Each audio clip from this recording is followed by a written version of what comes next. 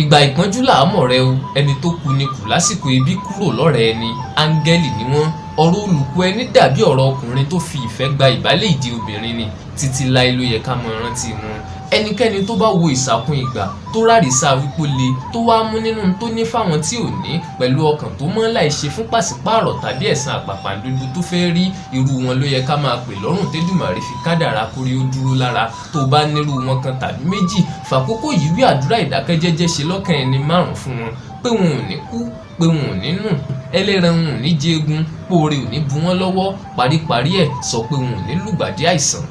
Irú àkókò tá a wà yìí, àsìkò kó lórí dorí ẹ̀ ni, bàbá wa rẹni tí ń ṣọ́rí olórí, àwòdì ò ní lè gbé tiwọn, inú re wọn ò ní jẹ́ wọn ó ṣoore ṣe, ọwọ́ àfúnni wọn ò sì ní ṣàìgbókè. Òòrí tó bá fẹ́ lapa láyé ọ̀rẹ́ mi, fọ̀rọ̀ àgbẹ̀ ọlọ́dún sọ́dún ṣàríkọ́gbọ̀n, ìgbà òjò làgbẹ̀ kírúgbìn bọlẹ̀ nítorí pé ó mọ̀ pásìkò ọ̀hún lòjò lè lapa lára irúgbìn tí ó sì bí èrè yanturu fún òun. Àgbẹ̀ tó ṣọ̀gbìn nígbà ẹ̀rùn kéré mílà jẹmọ́nú rẹ̀ lérè oko, èyí túmọ̀ sí pé gbọ́ ọ̀dá ló yẹ ká rọ̀jò àrọ̀dá wa fáwọn tí ń kojú ọ̀dá, pàápàá jùlọ nírú àsìkò yìí tàgbáyé kojú ìṣòro tìlú wa tún jẹ́ kan gbòógì nínú àwọn ẹṣin tí ò lè déré sá. Wọ́n ti ní ká dúró nílé kí ló kù táwa kò ṣe kù jẹ́ ọmọ jẹ, wọ́n ní ká ṣègbélé ó yé wa pé tiwa lẹ̀ ń lọ, àmọ́ àwọn tí wọ́n níbi àforítì síbo ni kí wọ́n lọ. Àwọn wọ̀nyí ni mo torí wọn rawọ́ ẹ̀bẹ̀ sẹ́yìn olówó ọlọ́rọ̀ nínú rẹ̀, pẹ́nikẹ́ni tẹ́ ẹ bá nípa àti ṣèrànwọ́ fún, ẹ má tẹ́tì, inú dùn ní kẹ́ ẹ fi ṣe. Bọ́mọ aráyé ò bá tiẹ̀ rí yín, ebọ́bẹ ẹlẹ́san tí kì í jẹ ní gbéǹwò yín, ṣiṣẹ́ ti dá láìṣe, bẹ́ẹ̀ ń tó dé ló ní aróhun,